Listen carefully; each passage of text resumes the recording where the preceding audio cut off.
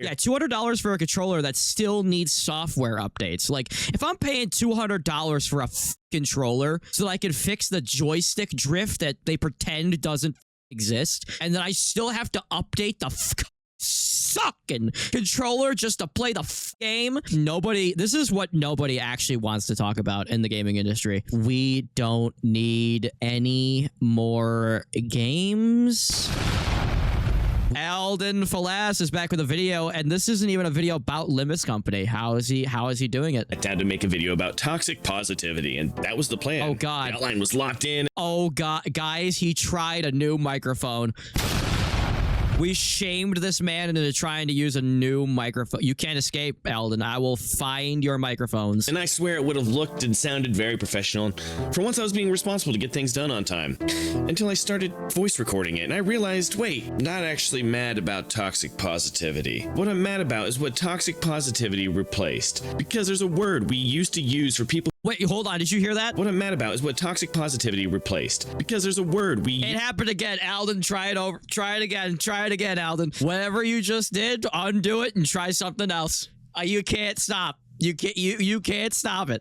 All right? You gotta find a way, boy. You gotta find a way. Used to use for people who defend their favorite game. That mic, I heard it. I heard it clear as day, boy. Favorite console. Their favorite franchise. I am on your ass. For all the broken promises, prices going from $60 to $70 to even $80 a game. We used to call them Uber fans. They tried saying there was inflation, too. Oh, yeah, inflation. It was $60 for 20 years. And then within 2 years, we're having $100, $90 games. The f out of here. Fanboys, and that name was way more honest. Here's the thing about toxic positivity. It's a therapy term. It sounds like something you hear at a corporate team building workshop between the Trust Falls and the Fruit Water.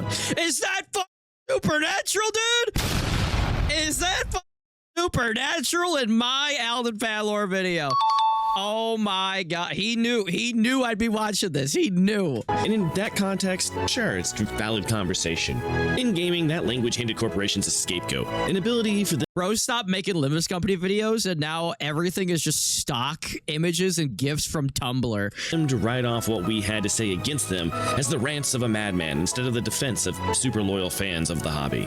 You see the difference? Don't bring up Mass Effect, I'm gonna cry. Uber fans was, look at a massacre, my Mass Effect. We made that phrase, we made that word. It meant something specific. This person will not criticize their favorite thing, no matter what you show them. The evidence does not matter. Bro, there's still Xbox fanboys in 2026. Imagine the only thing worse than an Xbox fanboy, because Xbox doesn't have any games, but the only thing worse than an Xbox fanboy is a Sony fanboy. Sony fanboys, you want paying out the ass for nonsense. And the only thing worse, Nintendo. No, if you're a console fanboy, you're done. You're on watch. The logic does not matter, and they have decided. No, not a Sony fanboy, a fanboy. God damn it. What they will believe. The only valid fanboy is Valve? No, because in a couple years, when Greg Newell retires or passes on into the aftermath, okay, everybody's talking about is there life in the aftermath. When he goes on to the aftermath, Valve is going in the trash. And we're not getting it back. And the reason it's going to be as bad as fucking Ubisoft. That word mattered. The reason people used it is because we watched what happened when developers figured out those people existed. And spoiler, guys, it was not great for the rest of us. Give me a second to go on a tangent. So, there's a scene in Clerks 2 where what a tangent. Clerks 2 in my modern gaming video. Man, we are traveling into Unk territory, dude. Randall, the Star Wars guy, he's a committed Star Wars guy, mind you, goes after Lord of the Rings. By the way, Rosario Dawson, hot.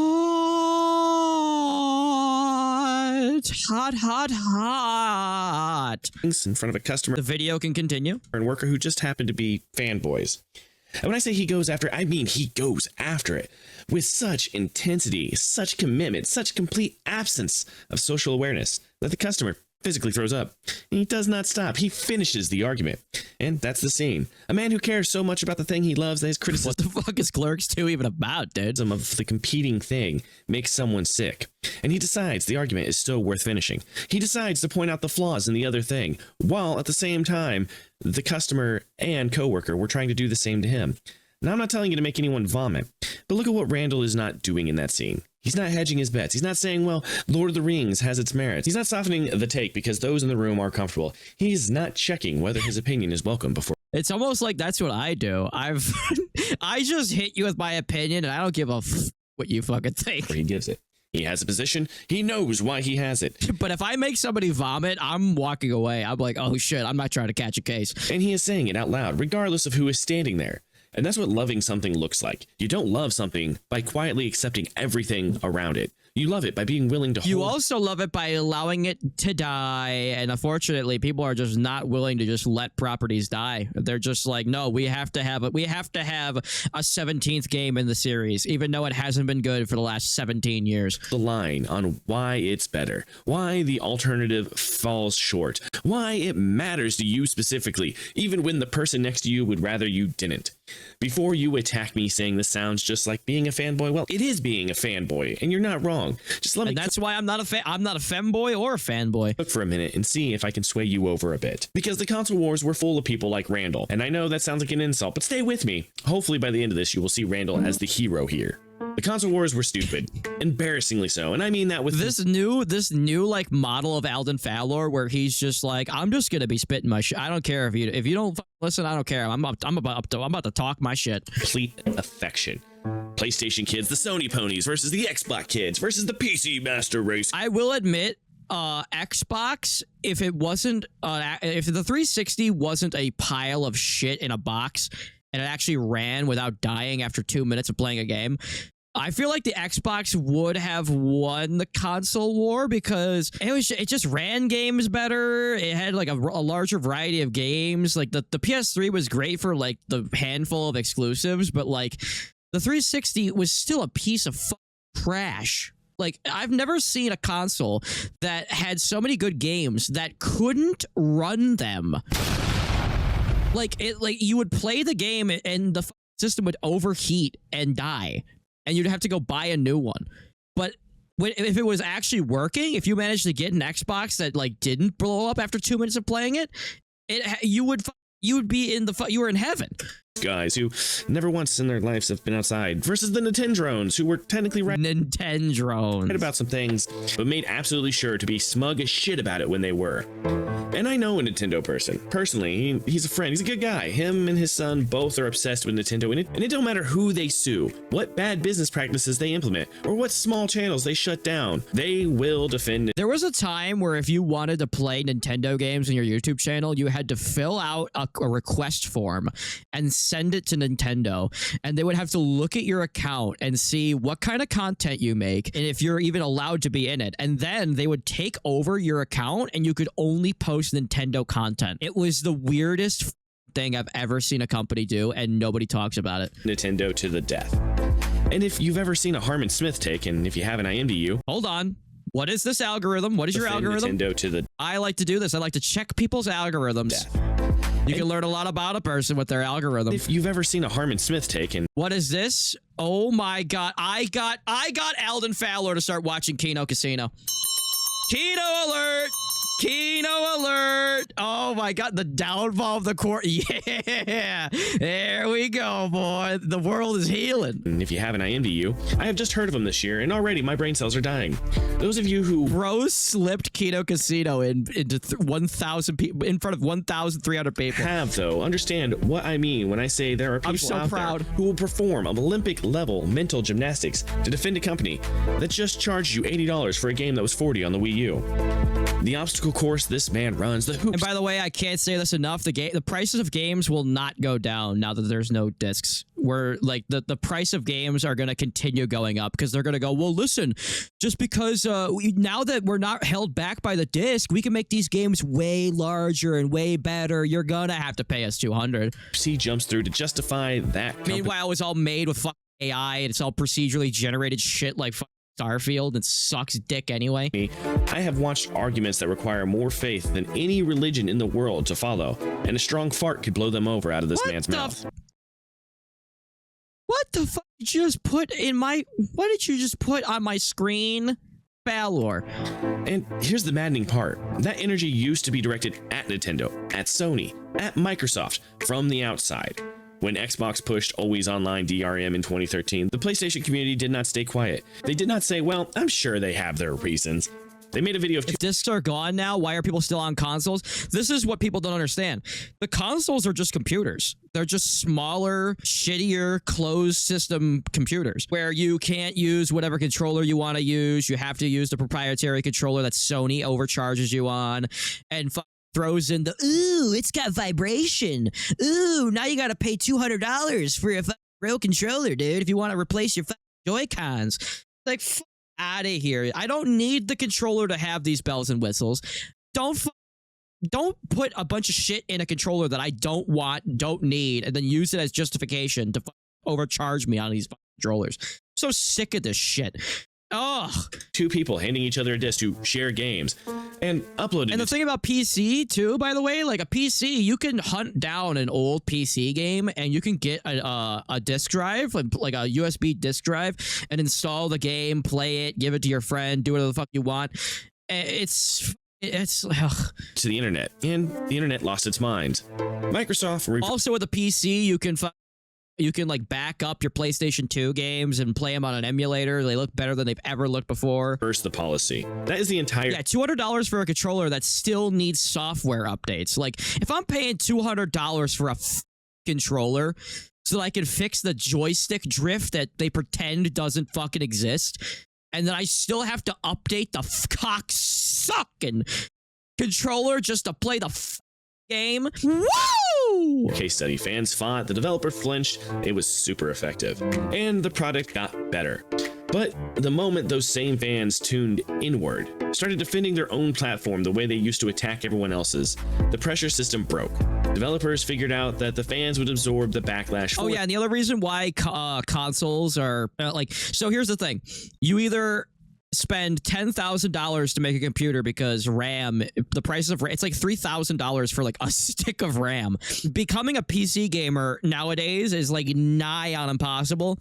So you think like, oh, you know what, whatever, I'll just buy the Steam machine when they come out. The Steam machine's like what was it, $2,000, and it's worse than all the consoles out on the market right now. So like becoming a PC gamer, it's so weird. Like the natural progression should have been everybody comes to the computer and then all the games go to the computer, and then all the like Sony, Nintendo, and Xbox, they all make games for the computer, and we all have computers and we all just play on the computer and we all live happily ever after. But what happened? RAM prices became too big, too crazy, and now we're all gonna have to just go. Once your computer dies, you're just gonna have to go and get a PlayStation 5 or something, dude. Because why would you get an Xbox? There's no games on it. Why would you get a Switch 2? It's overpriced as shit, and it's got what are you gonna play on it besides your Switch 1 games? For them, and the prices started climbing, and here we are. You want to know what killed gaming accountability? It wasn't the critics, it's not the journalists. It was the guy who would rather spend 40 minutes explaining why $80 is reasonable rather than spend 30 seconds going, yeah, no, that's too much, knock it off. Let me make this count. And again, I still believe this, that if people stopped paying $90 for video games, we would all go back to $60 games. In 2020, Demon's Souls launched at $70, one of the first major modern AAA titles to hit that price point. People were upset, some people argued about it, and then everyone kept buying games at $70. There are still countless videos made today about game prices. In 2025, Nintendo released Mario Kart World at $80. $80, guys. And people bought it up instantly. For a Mario Kart game.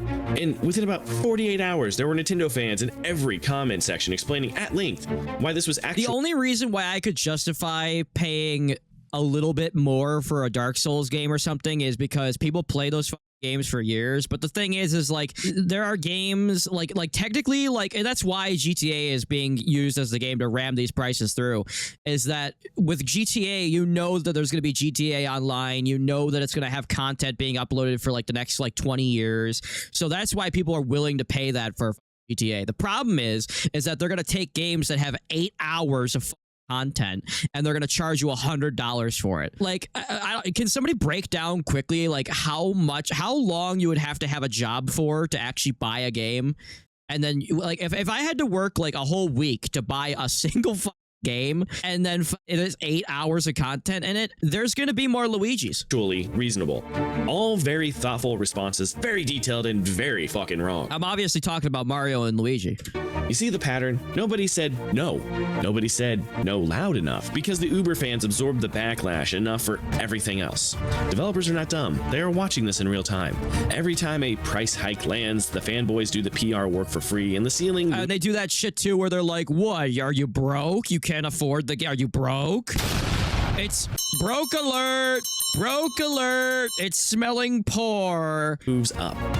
And that, yeah, it's like, yeah, that really helps. That really helps. You helping the $1 trillion company become a $quadrillion company by insulting your fellow consumers. You are not protecting the thing you love. You're pricing out the next person who would have loved it. You're stopping a next generation from being able to even try to love what you love. Let's go ahead and break down some genres, and we'll start with shooters. Here's the thing about Call of Duty nobody wants to say out loud anymore. There was a time when the game had a story worth playing. Modern Warfare 1 and 2, the Halo trilogy, and Titanfall all happen to be master classes in game campaign design. And now, where are they? Shooters used to give you a reason to care, and somewhere along the way, the Uber fans decided, the story doesn't matter. Single-player campaigns were a waste of development money, and the only thing that counted, or that people cared about, was their kill-death ratio.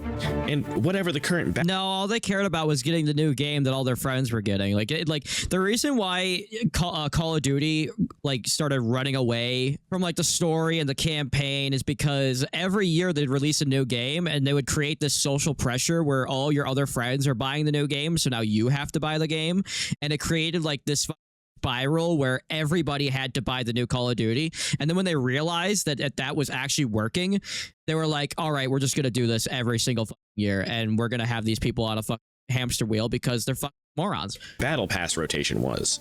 Those fans spoke loudest and the developers listened. And now By the way, speaking of Assassin's Creed, did you know that in 1 year they released 2 separate Assassin's Creed games? They released Rogue and I think it was Unity. They released 2 in the same year, and I've always said, like, why do they keep releasing a new Assassin's Creed every single year? And then I found out that there was 1 year where they released 2 in the same year, and Unity came out broken and like full of glitches, and it had like online components that just didn't work. And then that was the beginning of the spiral where they were just like throwing shit at the wall hoping that people would just keep buying it. And then they realized like, oh shit, like we need to do something different. And then that's when they pivoted to like the RPG style Assassin's Creed games. And it's like, and those are the best Assassin's Creed games because they're not the same shovelware repeatedly, like the same game over again. Trail the guy, oh, jump in the hay barrel and stab him. It's like, wow, you finally did something different. And guess what? People hate the RPG Assassin's Creed games. They want them to go back to shoveling out the Unities and the Syndicates, the ones that at the time were the broken and most boring ones. So for some reason, the consumer wants the shitty, recycled slop. That's what's terrifying, dude. The people yearn. They clamor for the slop. For these games shipped with campaigns as Clay, did you play Rage 1? I played it for like 5 minutes. an afterthought. If I played Rage while listening to Lady Gaga.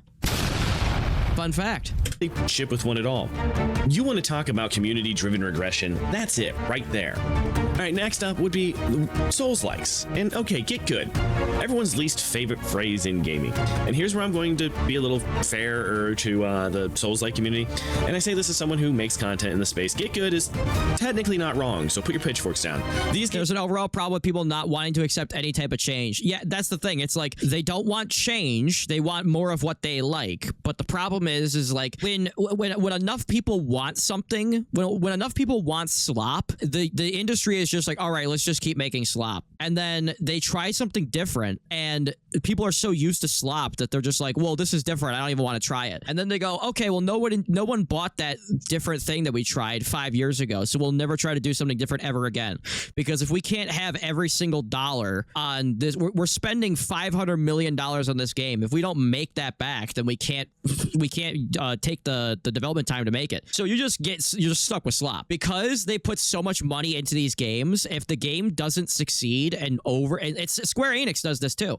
Every game that Square Enix releases, they call it a flop. And it's like, not every game has to be a $500 million money sink. You can make a smaller game and take some chances. Games are about pattern recognition. There are mechanics to learn. There is a skill floor. The problem is no one explains it. Get good without the here's how is just a door slam. But if you've ever been in a Souls community on a good day, someone who actually cares will tell you. Watch the enemy animations, roll through that attack, not away from it. This boss has a specific tell before the grab, and that's coaching. That is get good. Dark Souls is actually a really good representation of a game that did something different and like blew up. And I don't think that, I mean, FromSoft has been making games way before Dark Souls. And I feel like the reason why Dark Souls actually did manage to break through the normie barrier and allow FromSoft to keep making these games is because they didn't put $5 trillion into these games because they didn't have money. They always worked within their means. They always worked within their means, and they always released games that they were physically capable of releasing, and the games could sell well, they could sell a little bit under, and they were able to play the long game to the point where they could make Dark Souls and pump them out every couple of years, like every 3 or 4 years as a new game, instead of every single year, just like a bare bones, like these Assassin's Creed games, they're just chores. It's like, oh, find the 6,000 feathers. Kingsfield sucked ass, Clay. Then why did it get multiple sequels? Magazer. Doing a job it was supposed to do. The Uber fans broke it by making Get Good a conversation ender instead of a conversation starter. Took something that could have been a tutorial and turned it into a wall. And then we have one of the worst defenders. We've got the gachas. In every gacha game on the internet, Dark Souls is similar to Call of Duty in terms of conveyor. I don't think so. For a while, they were like, they had like Dark Souls into Dark Souls 2 into Dark Souls 3, Bloodborne, Sekiro, but then like they had Elden Ring, and then Silence. They're taking their time. Having the same three. They capitalized when the game was the hottest, and now they're in a position where they don't have to just release slop every single year. Arguments in a permanent loop. Argument 1 is, my game has a story, a real story, and you just don't understand it. Argument 2 is, oh guys, come on, the monetization is hold on, a real story, and you just don't understand it. Argument 2 is, oh guys, come on. Again, it's there we go. The monetization Supernatural again. I caught predatory. If you're, FTP smart about it, you'll be great. And argument 3 is, oh, that's not the game's fault. And the story argument is the most interesting one because sometimes they're right. Some gacha games do have genuinely good writing, but the fanboys use it has a story as a blanket defense against any monetization criticism, as if a good narrative gives a publisher a pass on a 0.6 pull rate. They use the monetization isn't predatory if you're FTP smart about it to also defend against this, but let's face it, when you're trying to get a character, most people, and this is how these games survive, will spend the money on it. Those two things are not related, but I can say that the writing is great and the monetization is designed to exploit compulsive behavior. Both are true. People say that the story in Nikkei is really good. That's not the selling point. True at the same time in the same sentence, and it's not hard. Well, we've done specific genres, so let's break. Well, we're talking about Nikkei. It probably is hard. Down games in those genres, and notice how it's not Enfield on the screen. Rest in peace, Ark Knights Enfield. Rest in peace. Dark Souls as well. The community built its identity around difficulty, which again, fair. That's the game, but what that culture created was a. I honestly just keep coming back to this, and nobody. This is what nobody actually wants to talk about in the gaming industry. We don't need any more games. We honestly don't need any more movies. We don't need any more TV shows. I mean, maybe we can keep using books because books eventually become movies and TV shows and stuff. But like, we have enough. We have enough. There's so many games. There's so many movies. How many more Jason Statham movies do we need? He's already got 60 movies. Like, serious. And also porn. We don't even need any more porn. Like, there's enough porn. You can get whatever you want. And by the way, there's more stuff there's stuff that's been forgotten. There's stuff that was they made like 6 copies of in the world, and it's just lost media. We need to focus our efforts on finding a hard drive in a dude's warehouse that like has an entire season of a show that we didn't even exist, of like a franchise that was lost to time. We don't need new things. We need to go back and find all the things that were lost. Space where legitimate design criticisms got buried the second they were raised. Hitbox issues that have been present for years. And if you're pissed off about people getting fired from these companies and shit, get mad at the companies that are just pumping millions of dollars into these things, and then it fails, and then they gotta fire everybody. That aren't hard. And ironically, there are some companies where they make money and then they still fire people because they're like, well, we just made a bunch of money. Let's just fire people, and then like we'll just like rehire as we need them, and or we just won't, or like whatever. Like it's just so stupid. In an interesting way, just frustrating in a cheap. The CIA deleting Osama's hard drive is still a blunder. Way. Areas that even longtime fans privately admit are rough. Those conversations got drowned out, and FromSoft learned they didn't have to address them. And here's the thing I need you to sit with for a second. We need to find the Davidson record. Is that a House of Leaves reference? Why does it sound familiar? By the end of this section, the Souls community is going to be the most welcoming on this list. Let that sit for a second and we'll come back to it. League of Legends is what... Oh my god, we're talking about League of... Oh my god. People associate... Ew, Elden Fowler, why? ...with MOBAs. It's like the granddaddy of MOBAs, if you will. And League's uber fan problem... It's the only MOBA. Actually, you know what? Deadlock. ...isn't that they defend the game from criticism. Is that they made the game structurally impossible to enter. 160 plus champions, meta knowledge that shifts every 2 weeks, role-specific mechanics... How the fuck do you know what House of Leaves is? Everybody knows what House of Leaves is. ...that take hundreds of hours to understand at a basic level, and a veteran player base that responds to any new player's questions with a level of condescension usually reserved to people who show up wearing a shit-covered suit to a black tie event. Just learn... What the fuck kind of analogy is that? The game is the League equivalent of Get Good, except at least in Souls, someone might... yeah, for fuck's sake, there are mods for games that completely change them into other... Like Cry of Fear... I know Cry of Fear is like the most well-known like total conversion mod, but there's so many total conversion mods that like turn games into other games. I mean, I shit on Skyrim because I think it's the epitome of mid, but there are mods that add entire new continents and quest lines. It's like, we don't need more games. Might explain the roll timing. In League, you are more likely to get flamed in chat, reported for having a bad game in your first month, than you are to actually get any good guidance. The Uber fans gatekeep so hard they built a moat around their game. I think it's funny that Riot put so much time and money and effort into creating a like self-sustaining like report system where like you can report people and you can give people rewards like renown or like whatever for being good players and not flaming and everything. 20 years later, the game is still a fiery pile of shit. Riot's solution was to just keep adding champions and cosmetics, and nobody in the community is loud enough to matter told them that this was wrong.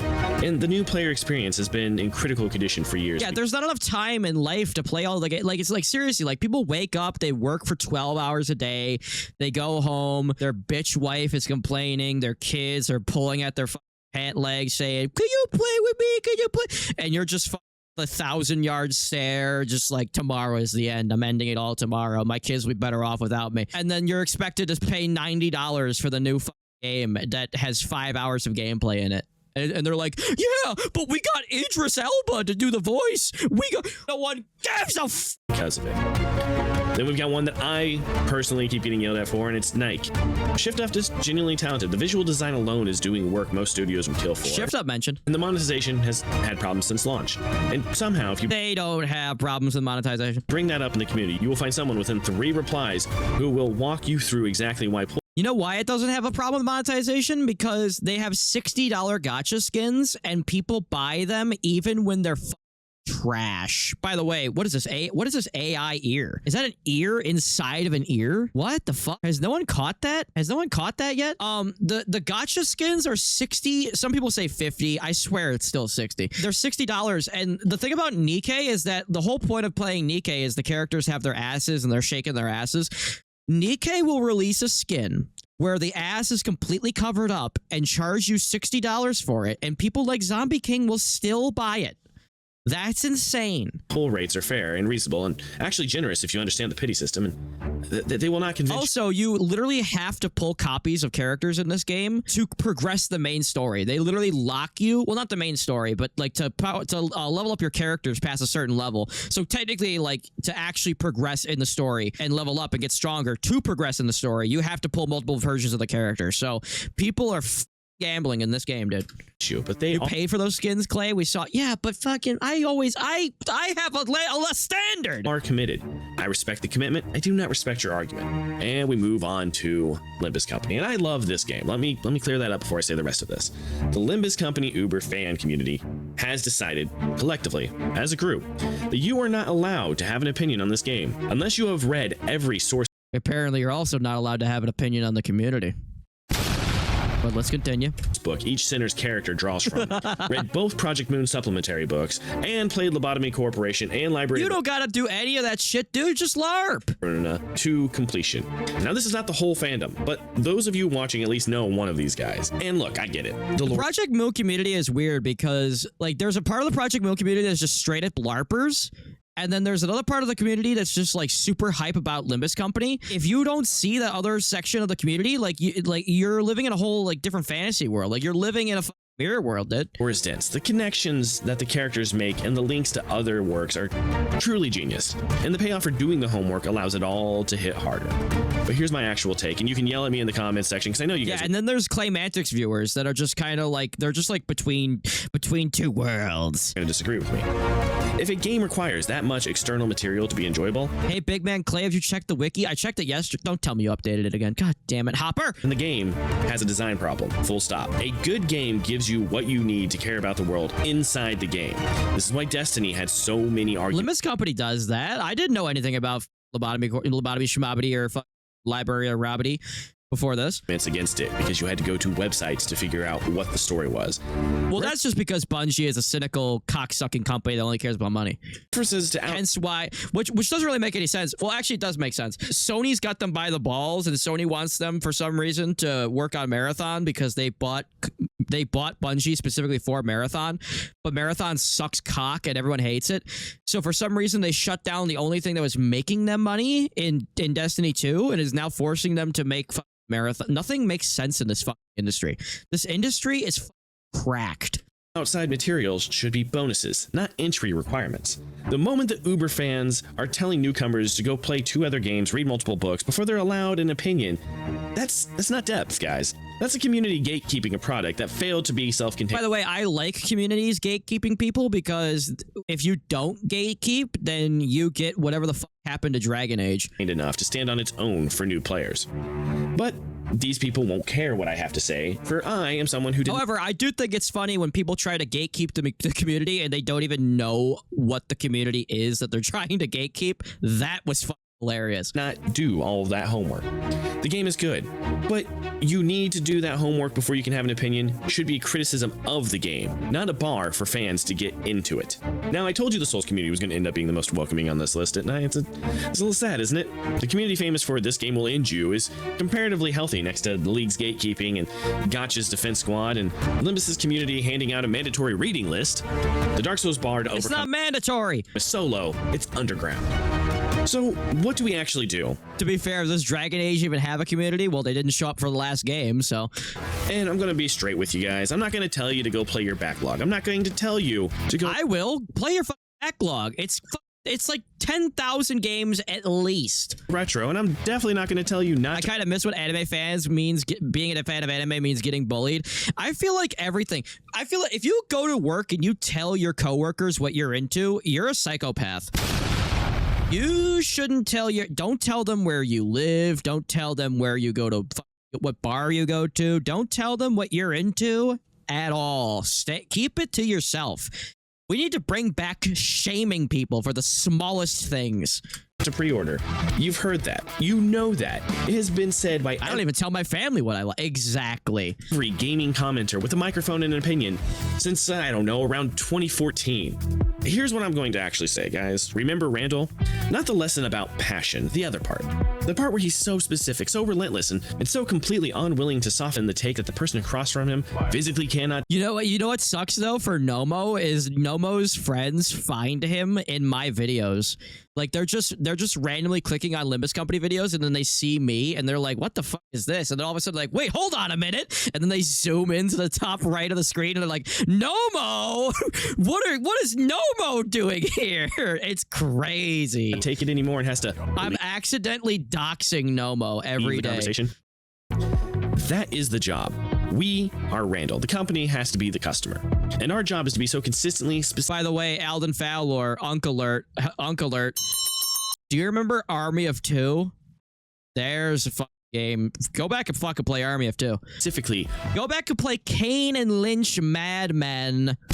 Uncomfortable. And then come back and talk to me about you got nothing to fucking play, bitch.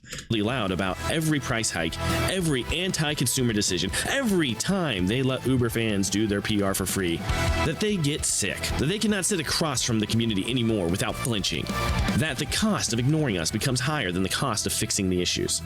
That is how Microsoft reversed the always online DR. By the way, maybe if we had gatekeeping more often in video games, then the companies, whenever they go to make a new sequel to a game, they would actually like sit down and actually put some time and effort and thought into it instead of just shitting it out and lore. Like seriously, like if the community was as rabid as like Limbus Company's fan base, when you release a new update or something, you'd be like, oh shit, we better cross our T's and dot our. We're gonna charge them $60 for this. We better charge our T's and trot our I's.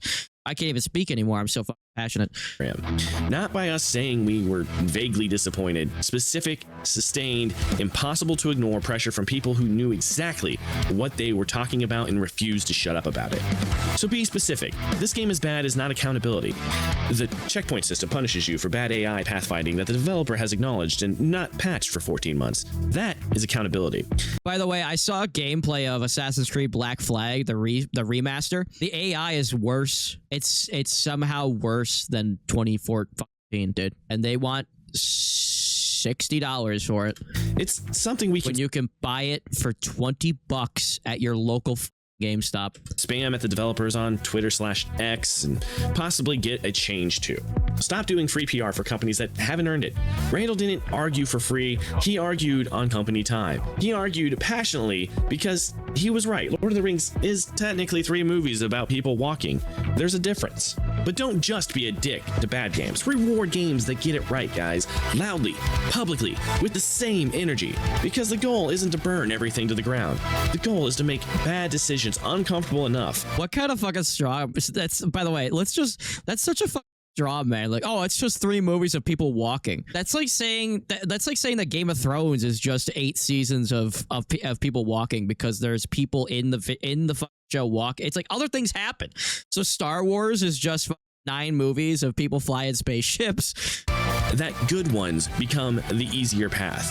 What I'm saying is we need... The Witcher is just 3 games of a dude mixing potions to bring shame to get high and then go to sleep. Back to these companies. In a world full of fanboys handing out free passes, be the one guy that makes them throw up. Argue specifically about things that matter. Finish the argument even when the room isn't comfortable. That's honestly how I believe we fix gaming. Stop being a bunch of pussies and sound... Oh yeah, nothing's gonna fix gaming. Gaming is dead. Off on the stupid shit that the gaming companies keep hitting us with. If this hits different from what you were expecting, then subscribe. Oh, TS hits different. TS hits different, chief. Hey, hit the like button, the notification bell, all that good shit. I'll be here. And like always, guys, be good to each other. We'll see you in the next video. Peace. I think you should be terrible to one another. Thank you, Aladdis for last. Please like...